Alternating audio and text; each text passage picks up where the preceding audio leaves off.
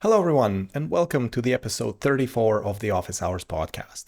In today's episode, we focused on how to leverage a mentor if you have one, what makes a good mentor compared to maybe a not so good mentor, and how to, be a good colleague to those around you at work, a little bit about ego and the consequences of that, and various other thoughts around the same topic. So I hope you enjoy what's about to follow. Thank you.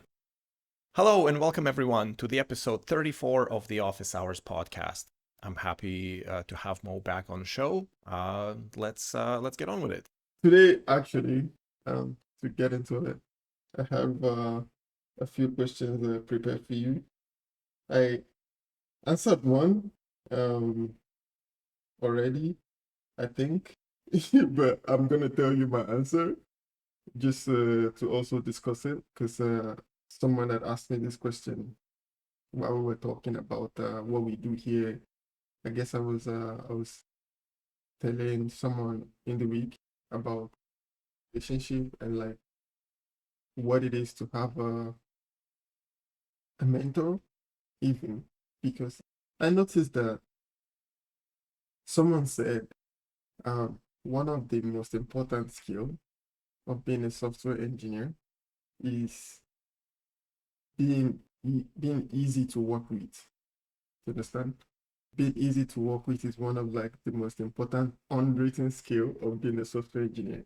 And that got me thinking about like different things. I think many times we talked about different things about like towards this direction. And we also, you know what? I'd like to know, what do you think about this? What do you think about this being a skill as being easy to work with? Because it kind of caught me by surprise, but it's true. Because if you meet a lot of like software engineers, I think it comes with a lot of ego and you believe you're good. Recently, I realized some people actually compare themselves with other engineers. Like, oh, you think you're better than everybody. And then I was like, wow. Not to me, but but they think some people feel like they are better than everybody. And coming by surprise, honestly. But I want to know, do you think this is an important skill or it's just a personality flaw on some people? No, you should just work with dickheads all the time. Who cares? I think this is just a personality flaw. It's not. Yeah. Well, I mean, it is a skill because there were a couple of things that I was thinking about while you were sort of laying it out, and I don't think that it's just important for software engineers. I think it's just important for any kind of job. Period. You don't want to be working with Exactly. people who make you miserable. Like, why? Exactly. There are plenty Exactly. there are plenty things in this world Mm-hmm. that can make you miserable, and having your coworkers on that list, Mm-hmm. just why? I mean, Yeah. obviously people can be in different situations. You might not be able to switch jobs as easily, but if somebody's just making your life miserable and you can change places, just change Mm-hmm. places. You're just Just gonna do it. feel so much better. Exactly. Exactly. Anyway, so But this actually, oh, sorry. no, I was just gonna kind of continue with it. But if you have something to add, feel free. Yeah, I was gonna get into the question actually, the real question. But so then we started talking about this type of personality things and like I was telling the person about some of the things I've learned from you about things like this. And I asked the person if you have a mentor or like if you ever had a mentor or stuff like this. And he's like, oh, why do people even need a mentor these days? And that I was surprised about this question too, because I realized that some people have the opportunity to have a mentor, but they don't even know how to use a mentor. Yeah. And that got me curious, like, how do you advise people to use a mentor? Okay, yeah, that's a really good question. I think we can maybe go get back to the whole skill of being a good coworker thing sometime after. But in terms of having a mentor and not using it, I've been participating in my school's mentorship program, where they have like a yearly intake of students who want to apply for a mentorship.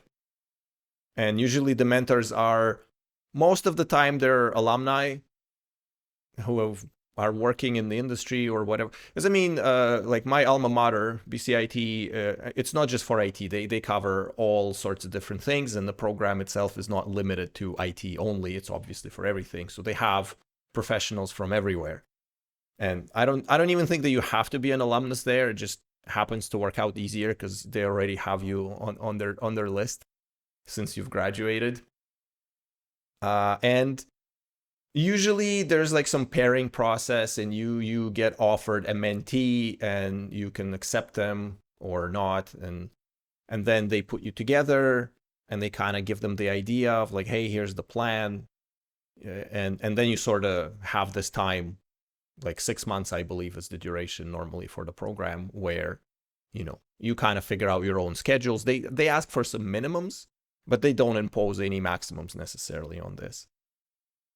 And I've been doing it for the last couple of years, and it was kind of funny. Like the first person that I was mentoring, it kind of worked out. Probably it was the fullest experience, because we've met in person quite often, like more than just a couple of times. And at the time, I was basically doing the same thing I was doing with you, only instead of by the phone, it was actually face to face. And later on, in later years, I would get assigned a mentee. We would do like an intro session. We chat about it. We talk about it. And then they sort of just drop off and never really ask me anything, or maybe once. Mm-hmm.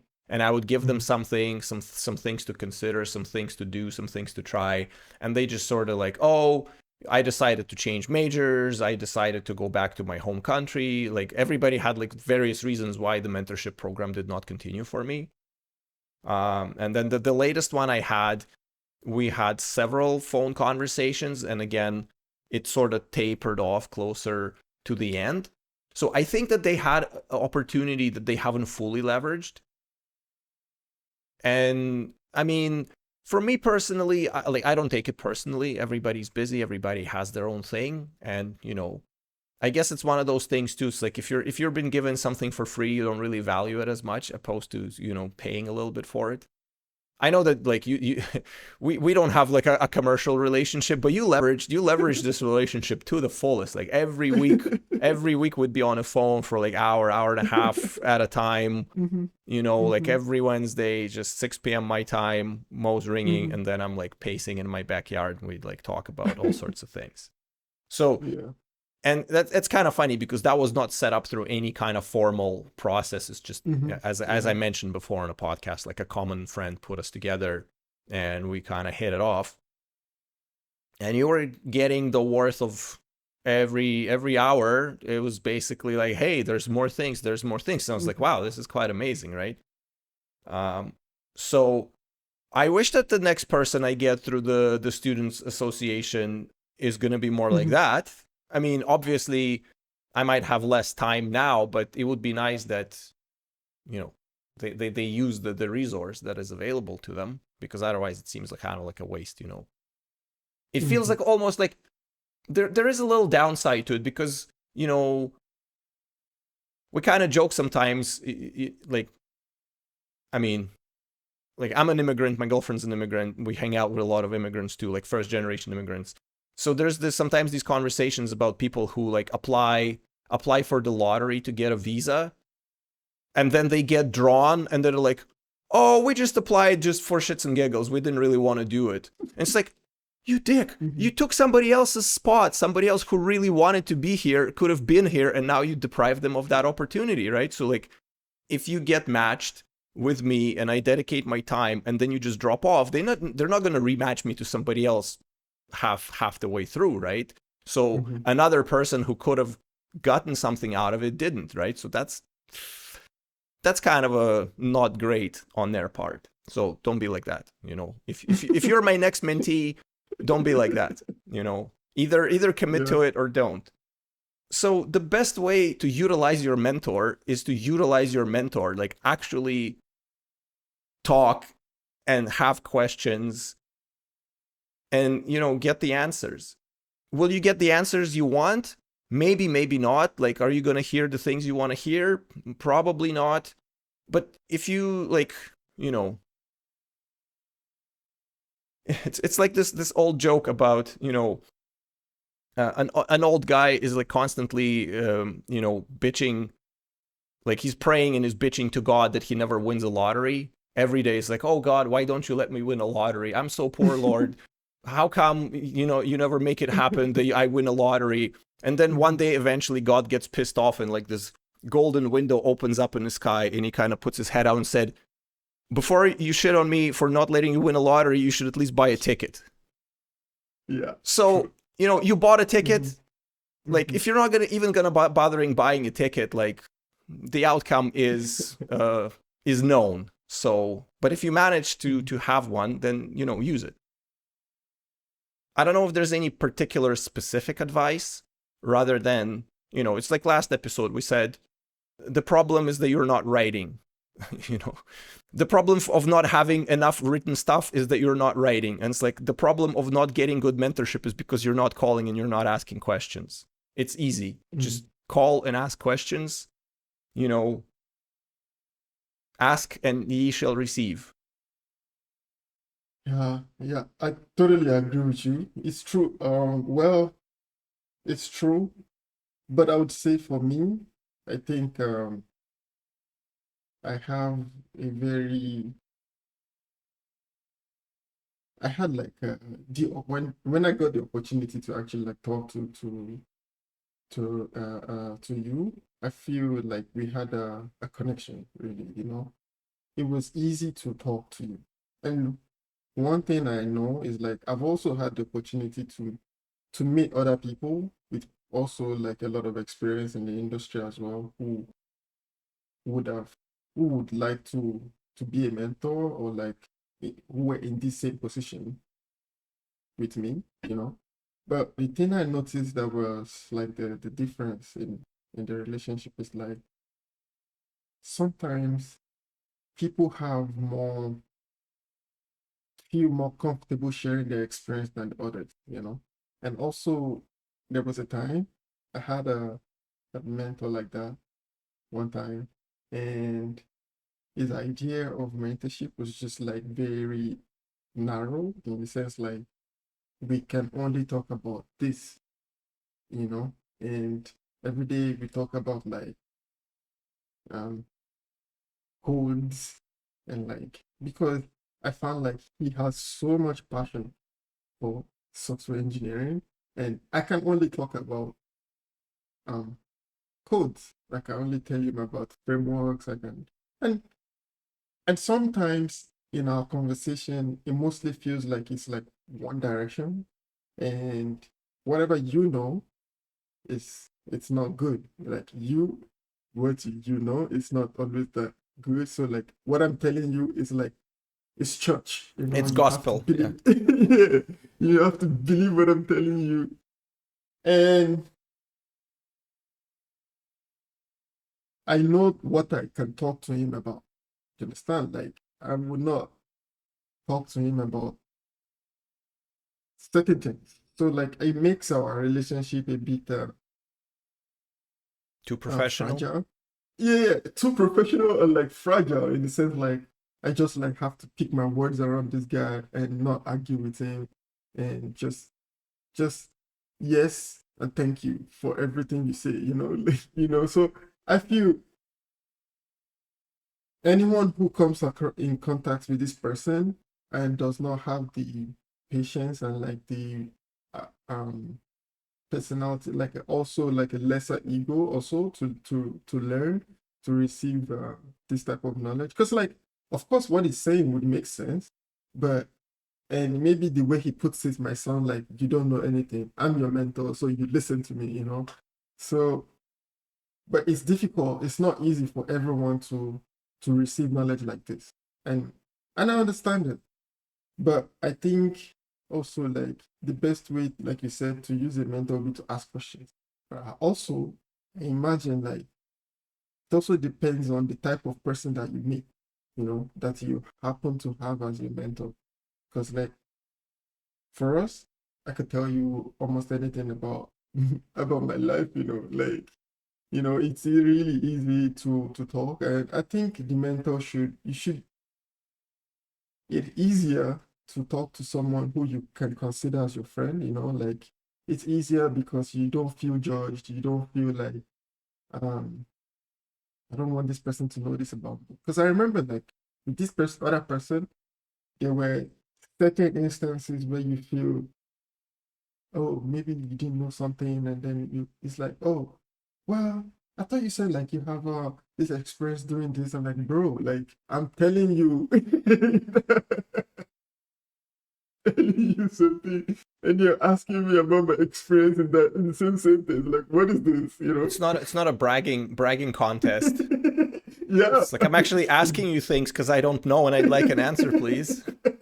Exactly, and and then so anyway, so when when this question came up, how to use a mentor, I felt like my answer was like, I think it's like reading a book, you know. Sometimes when you, at least for me, I find it like reading a book because when you're reading a book, you don't necessarily get to argue with the mentor. I mean, with the book, because this is the experience that the person is writing about.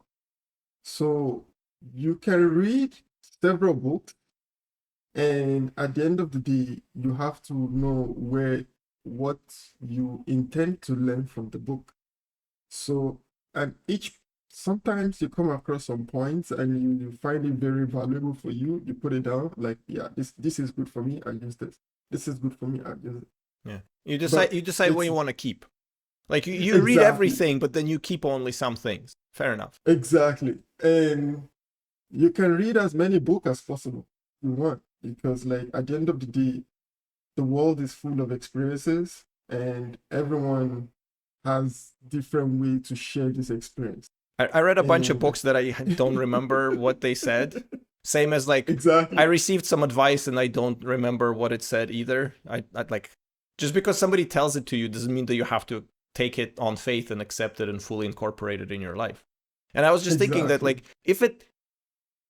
like if you're arguing with your mentor, something kind of went wrong.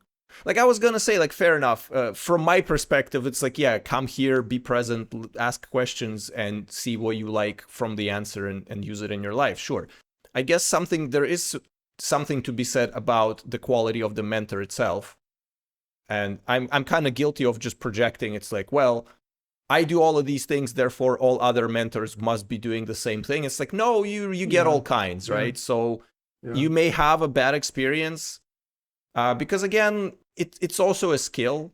Like same as not being a dick coworker is a skill, like being a decent mentor Mm-hmm. is a skill, and that's a skill that you can Absolutely. develop. So cut them some slack. Maybe you're the first person that they're mentoring, and that they don't know what they're doing too, right? Exactly, But exactly, exactly. yeah, like in the beginning, you were sort of mentioning that in software there's a lot of egos. I think that experience usually brings humility, so the ego should like drop off. It should drop off in the I first think couple so. of years quite abruptly, and Mm-hmm. then because the more you learn, the more you realize you don't know.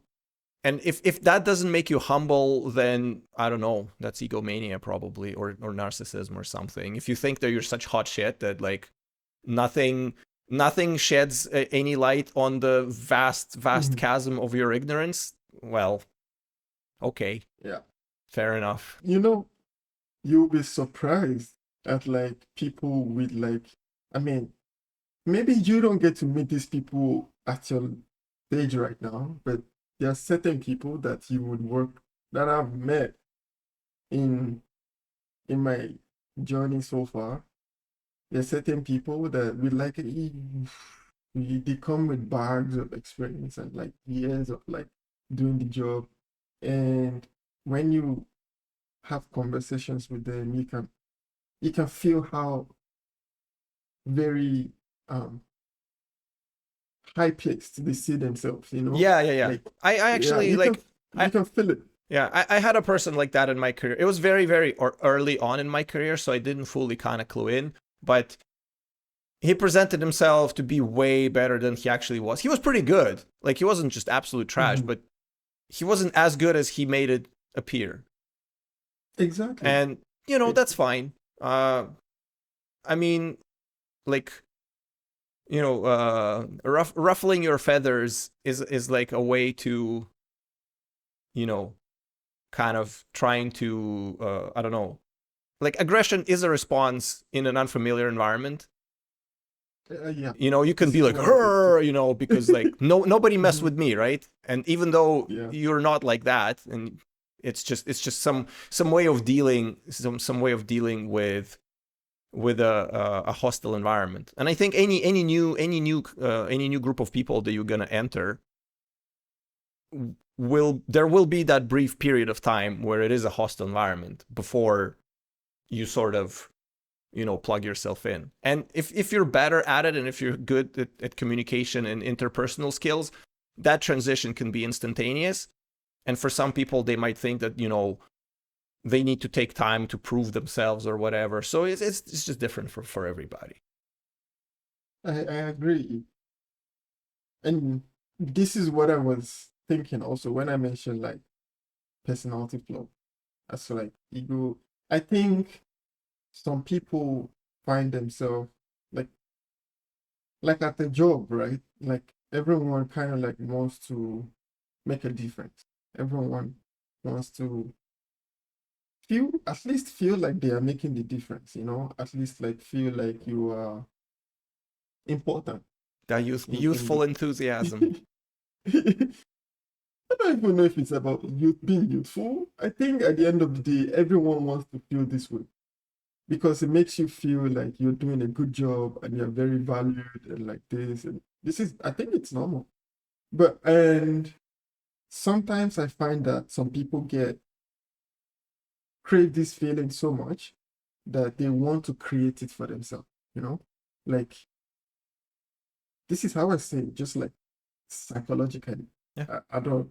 And I find like these people who you think should have a lot of experience and then they come with a lot of ego, I find like it's just a coping mechanism in some Yeah, way it's like a because, defense mechanism in a way.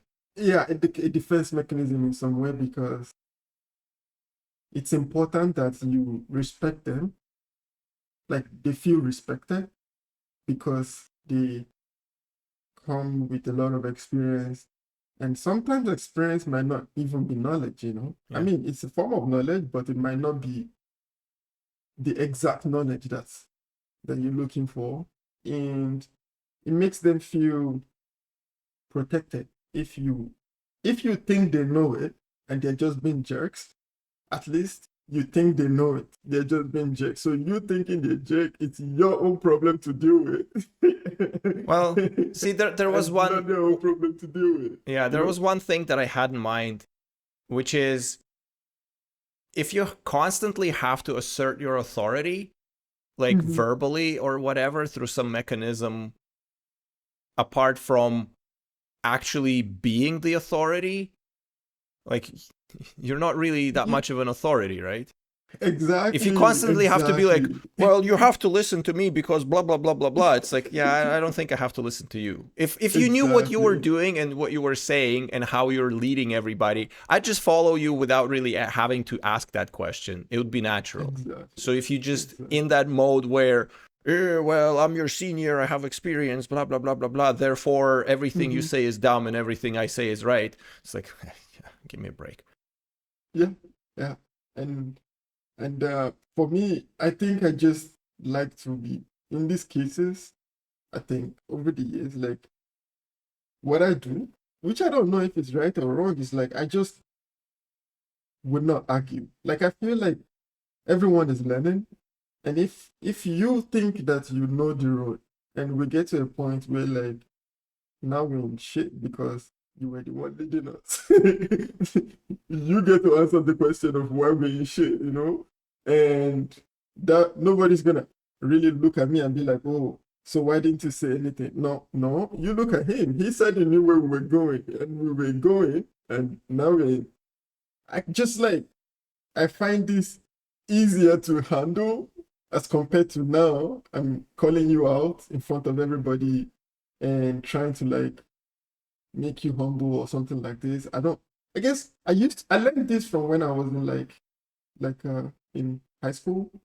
I used to have periods where I guess I grew up as a very curious child, you know, and I would ask tons of questions to my teachers, and like some teachers were not prepared for questions of this much, and like sometimes they would report me to my parents and like, oh, Mo asks so much questions in class. It's like he's just asking too many questions, and then That's your it became a job. thing. It became a thing, you know. So I guess like I grew up knowing how far I can go with my questions. So when I'm asking someone a question and I feel like they're getting uncomfortable or like they're trying to find the answers and like they don't know it, I've trained myself to be sensitive to that point where I just stop and just let's go. When we get to the point where we cannot go anywhere again, I guess you will get us out of the shit. But I don't want to hold you down now. But I don't know. I don't know. I guess mine just probably this skill probably came from trauma. But I don't know if it's the right thing to do. I think sometimes because, and the reason why I'm saying I don't know is because I think we are all learning, and you would expect people with like a lot of experience in the job to understand that, especially in software engineering, to understand like Mm, knowledge from yesterday. It's not the exact knowledge today, because if you've been working 20 years, 30 years in the industry, you might know a lot of things, but you may not necessarily know a lot of things about what is going on right now. So like you might know about like even the history of how JavaScript was formed and what led to what happened in the lab when C++ was created. You might know all these things, but you may not necessarily know what is happening in today's framework, you know? I don't you know, know, but it's like that quote from The Simpsons. Am I getting old? No, it's the children who are wrong, you know? exactly, you know. So this is how I say it. So I imagine like they might want to listen. Maybe I'm just the one not Yeah. talking, I don't know. but I don't I know. still have this impression that software engineering field in general tends to attract people with more of a autistic qualities and poorer interpersonal skills. Just because, Mm. you know, I always think about it because, you know, we we commune with machines all the time. And it's very straight and predictable, unlike people. And so you kind of, if you start focusing more toward machine, you kind of tend to lose a little bit of your people skills. So maybe it's not really their fault. It's just like when you talk to robots, you become kind of a robot a little bit yourself, Yeah, right? yeah. I Um, mean, you know, the Russian saying goes, if you live with wolves, you're gonna howl like one. So it's kind of like, for sure, for yeah. sure at some point. So that definitely shows, and I think that I even noticed some of these things in myself. That, you know, I sometimes I take things way too literally, and then I kind of like, was that what they meant? Like, oh yeah, no, that was sarcasm or something like that, right? Yeah, Like yeah. even though like I can do sarcasm just fine, oh, trust me, but yeah, it you kind of get into this different headspace where Mhm. all that information gets routed through the different processing channels almost, and it just, yeah, it's just a little bit different. I don't know if I'm strictly speaking scientifically correct on this. It's just kind of hunch. But I've observed it in myself and many other people in the field, and obviously it's very like it is a biased sample, but you know, yeah, I agree. I mean, debate me, bro. it can it can it can actually be a very good a logical explanation for it.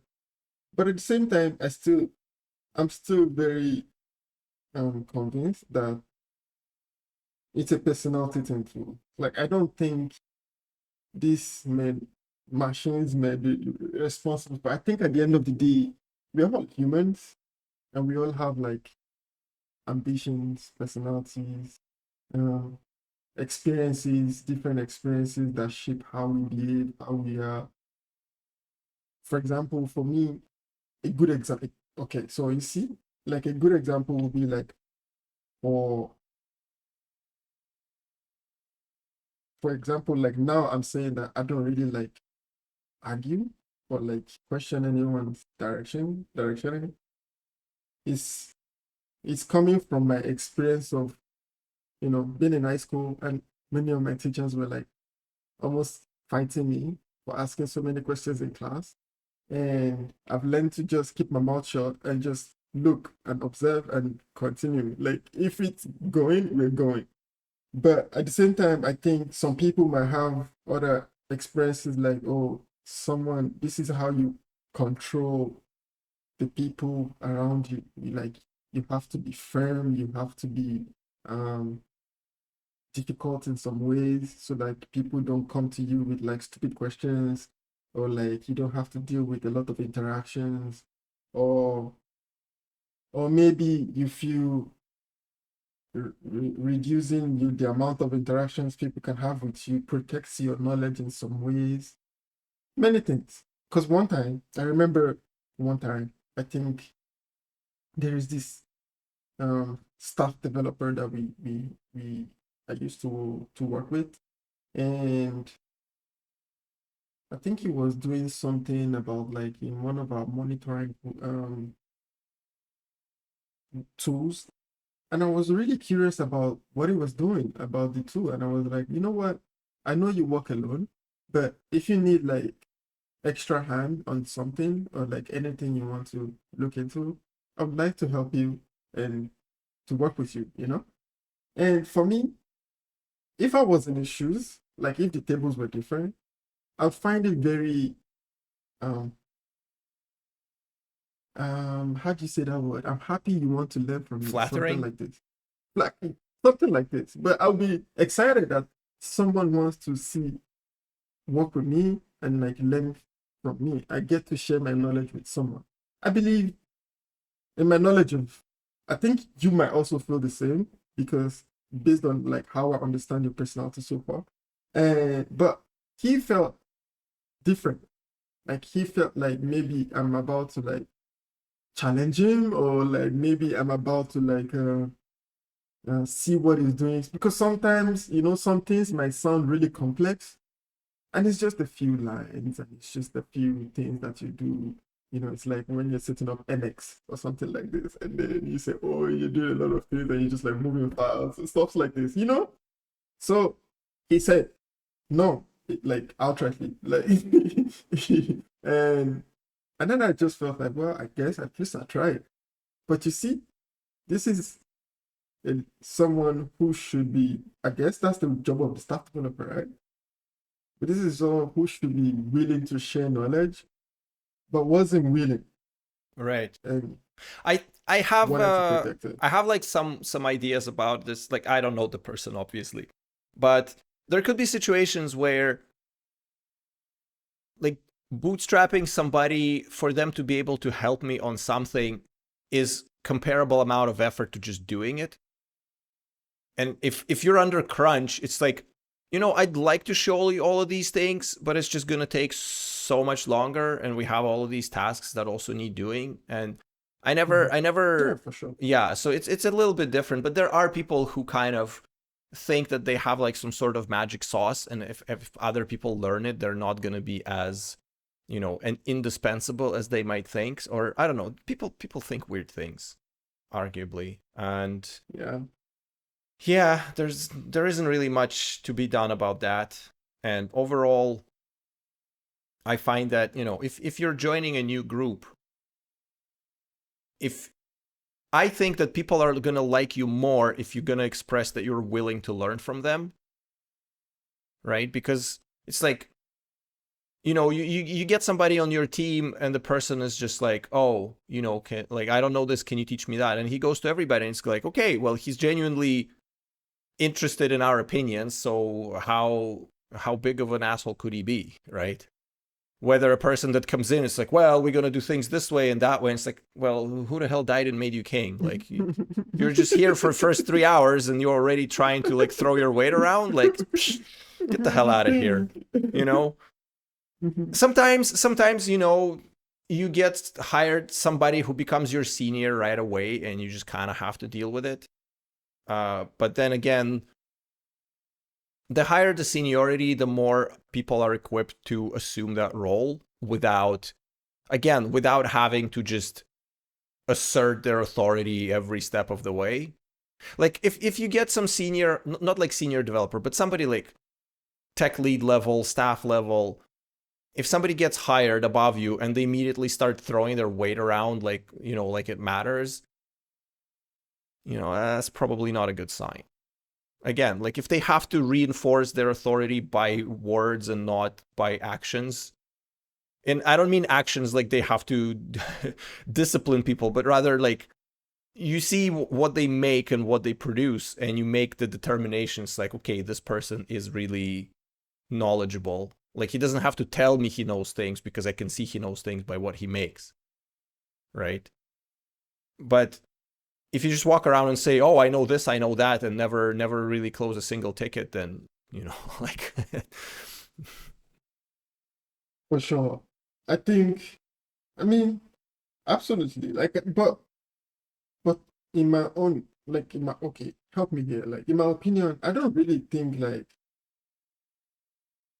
seniority has much to do with, like, because, like, if I'm judging you based on the number of tickets that you close, Maybe a bad example.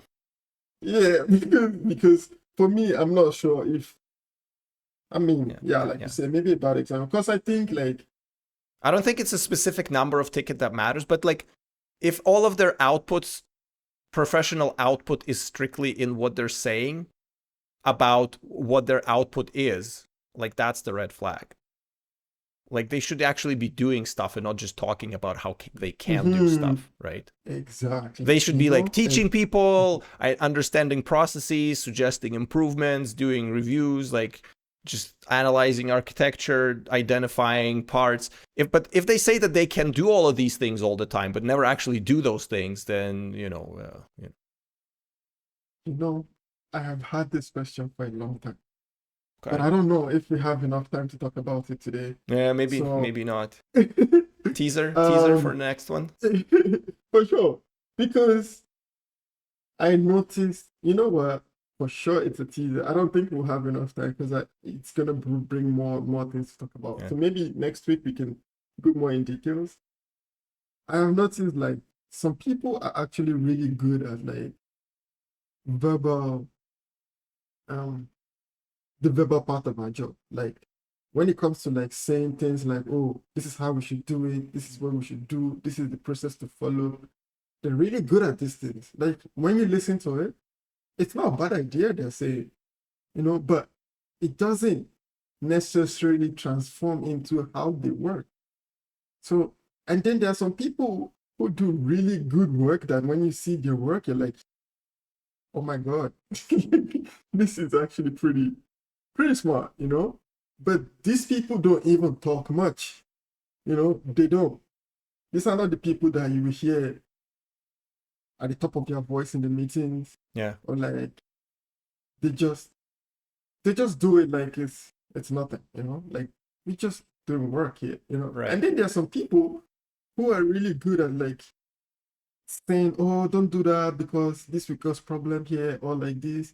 And they're not usually wrong most time. Like, I mean, not like they're always correct, but their opinions are not like they're not trash. They're like the opposite force. Yeah. Because there can be too much enthusiasm for all the cool shiny things, but there should be some voice of reason that pushes back on all of that stuff. I've been wondering, like, is it possible that some people are this part of the job can be like a specialty thing? Like you can just be good at like high level and not actually like it doesn't transform into like the way you're actually reasoning to like solving the problem on your own when you're by yourself.